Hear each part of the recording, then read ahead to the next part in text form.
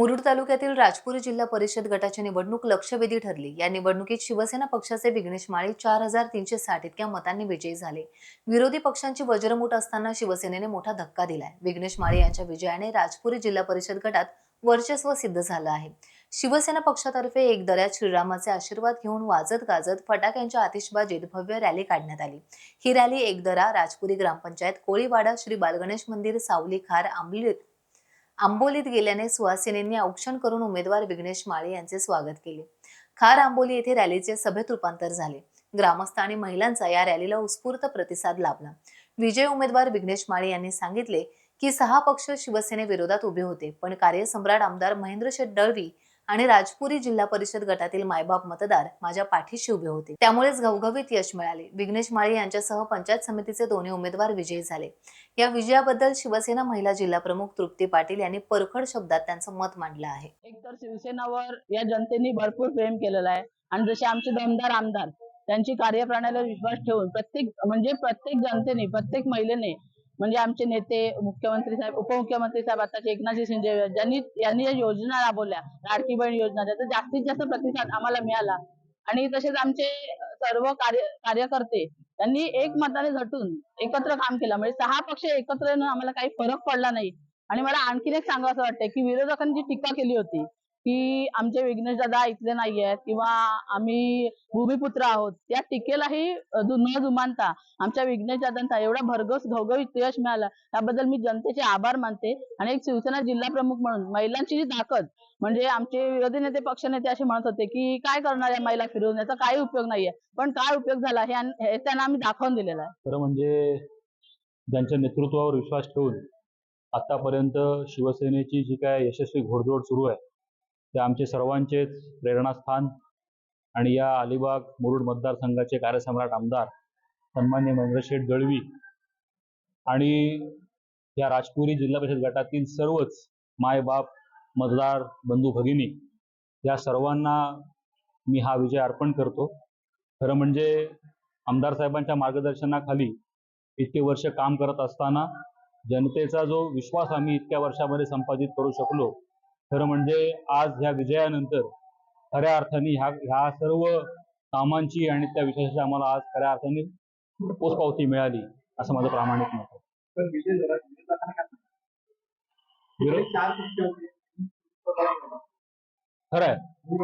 आहे। खरं म्हणजे तुम्ही 4 म्हणालात, पण माझ्या मते 6 पक्ष होते। 6 पक्ष विरुद्ध शिवसेना एकटी, असा हा संघर्ष होता। मी अनेक वेळा सांगितलं की विरोधकांना असं वाटत होतं की अशा प्रकारची अभद्र युती करून आम्ही शिवसेनेला एकटं पाडून त्यांना कोंडीत पकडण्याचा प्रयत्न करू आणि शिवसेनेला आम्ही पराभूत करू।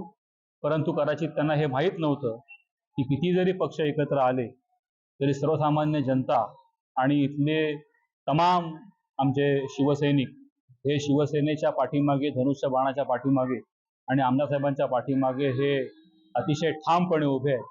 आणि इतकी युती करून सुद्धा आज जवळपास 4,500च्या मताधिक्याने हा जो काय घवघवीत यश शिवसेनेला आलं, माझ्या समवेत माझे दोनही पंचायत समितीचे उमेदवार हे सुद्धा जिंकून आले आणि एक उमेदवार लगभग 2,002 मतांच्या मताधिक्याने आणि एक उमेदवार लगभग 2863 मतांच्या मताधिक्याने निवडून आले।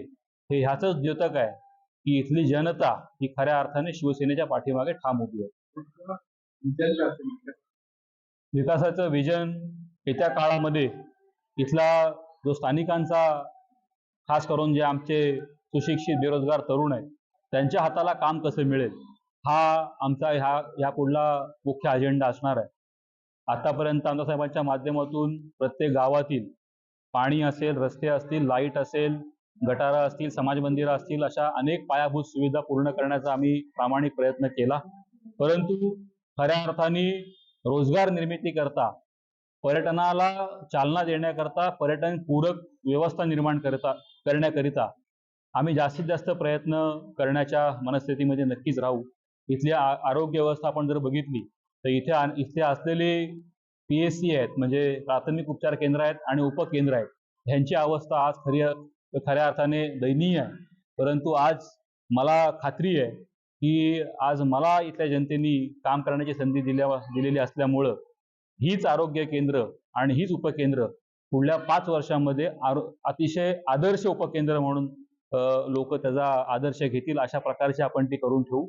खरं म्हणजे मूलभूत सुविधा, शिक्षण, नोकरी किंवा व्यवसाय आणि आरोग्य ह्या सगळ्या गोष्टींच्या बाबतीमध्ये आम्ही कटाक्षाने लक्ष देणार आहोत आणि जनतेने आम्हाला जी ही काम करण्याची संधी दिलेली आहे 24 तास आम्ही जनतेच्या सोबत असणार आहोत हा आमचा ठाम विश्वास आहे. टाइम्स डिजिटलला लाईक करा, सबस्क्राईब करा, शेअर करा आणि बेल आयकॉन दाबायला विसरू नका.